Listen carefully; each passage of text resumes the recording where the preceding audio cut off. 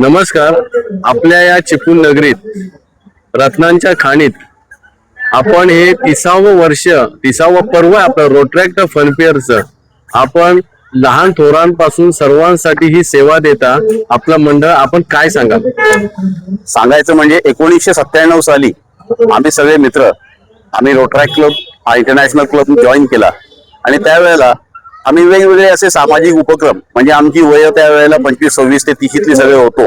त्यामुळे सामाजिक म्हणजे त्यावेळेला काही हातात पैसे नसायचे, इतर लोकांकडे पैसे मागून काहीतरी वेगवेगळे कार्यक्रम करणं त्या उद्देश होता. पण त्याच वेळेला चिपळूणमध्ये तशा त्यावेळेला एंटरटेनमेंटच्या काही सुविधा नव्हत्या आणि मग एंटरटेनमेंटच्या दृष्टीने काय करावं हा आमच्या डोळ्यासमोर असा एक जेव्हा विचार आला त्यावेळेला पूर्वी फन अँड फेअर हे बाबू तांबे वेगवेगळ्या माध्यमातून करायचे आणि मग बाबू तांबेंना आम्ही सांगितलं की हे फन फेअर आम्ही सुरू करू आणि आम्ही चालू करू, पण त्यांनी ते बंद केलं होतं. मग 97ला अण्णासाहेब खेडेकर स्टेडियम आता जे आहे त्या स्टेडियमला आम्ही फर्स्ट टाइम फन फेअर केलं.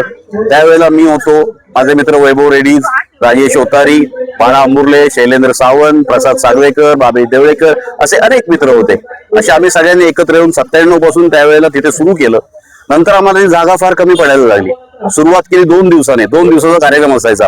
जागा कमी पडते म्हणून आम्ही भोगाळ्यात आलो आणि भव्य असं मोठं ग्राउंड घेऊन तिथे फनफेअर सुरू करायला लागलो.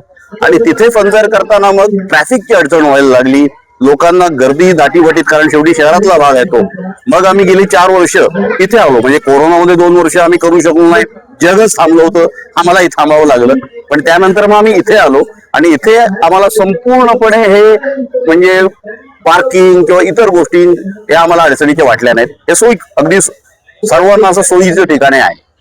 नक्कीच फैसल भाई, आता मलाही सांगा की आपण या फनफेअरद्वारे आपल्या मित्रमंडळाच्या वतीनं आणखीन कोणत्या मनोरंजनाच्या किंवा लोकोपयुक्त सेवा आपण देणार आहात? सांगतो. कसं आहे माहितीये का, मी तुम्हाला मगाशीच म्हटल्याप्रमाणे मनोरंजन हा 100% पहिला उद्देश होता. पण त्याचबरोबर आम्ही याची प्रसिद्धी घेत नाही किंवा आम्ही याचा गवगवा करत नाही. अर्थात यातून पैसे मिळवणं हा उद्देश नसतोच, कारण तुम्ही आज जर फिराल आणि बघाल तुम्हाला एक बॅनर दिसणार नाही. आम्ही आज बाजारात जाऊन व्यापाऱ्यांकडनं किंवा कुठल्या इंडस्ट्रीकडनं या विषयासाठी पैसे अडत नाही. हे आम्ही जे स्टॉल येतात त्याचे भाडं घेतो, एंट्री फी किरकोळ 25 रुपये घेतो आणि त्यातून जे काय पैसे मिळतात कमी पडले ते खिशातले टाकतो. पण तरी देखील प्रत्येक फनफेअर झालं की आम्ही कॉलेज असेल किंवा इथले इतर कुठल्या संस्था असतील अशा ठिकाणी जी गरीब मुलं आहेत ज्यांना शैक्षणिक सुविधा उपलब्ध होत नाहीत त्यांचं शैक्षणिक वर्षाचा संपूर्ण भार आम्ही उचलतो.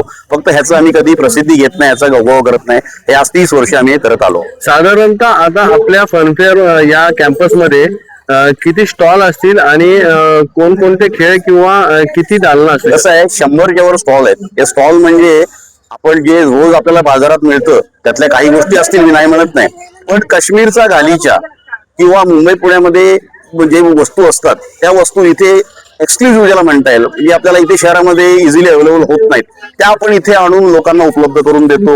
हे झालं प्रदर्शन आणि विक्रीचं. फूड मध्ये देखील आम्ही लोकल लोकांना काही एंटरटेन करतो. पण आता भेळ असेल, आपण चंदूची भेळ इथे खातो, पण इथली भेळ तुम्हाला वेगळी वाटेल, तुम्ही मुद्दाम चव घेऊन बघा.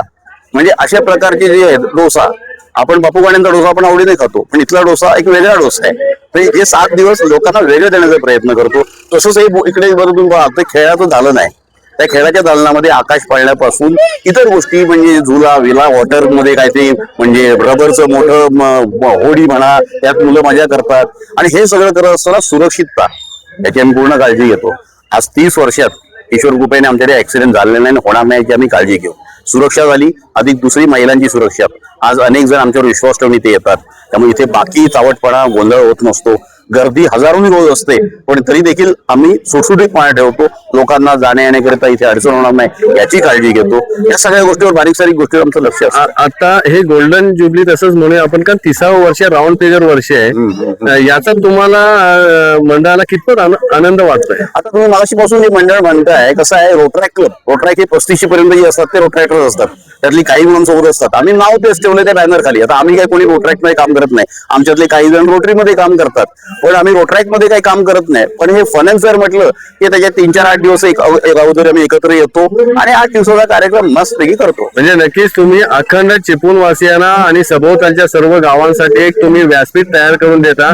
मग त्याच्यात सर्व स्टॉल धारकांचे पण म्हणताय बरोबर, आमची ओळखच झालेली आहे. फनफेअर म्हटल्याने 6 जण, अनेक जण करतात, मी कोणावर टीका करत नाही, काही म्हणत नाही. अनेक जण करतात, कधी करतात, मध्येच नाही करत. पण आपण 30 वर्षे सातत्य, भव्यता, कल्पकता हे जे म्हटलंय आम्ही, ते अगदी भविष्यातला माणूस काय असेल शेवटचा प्रश्न. नाही, भविष्यातला माणूस म्हणण्यापेक्षा इथे जे आपण हे सेट करतो, आणखी आतमध्ये स्टॉल वगैरे लावतो, यामध्ये आम्हाला फनफेअर आज आम्ही 30 वर्षाचा टप्पा ओलांडलाय, आज आम्ही सगळ्यांनी 50 ओलांडलेली आहे.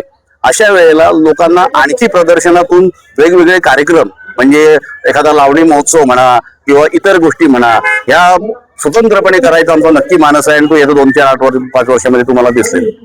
धन्यवाद. थँक्यू.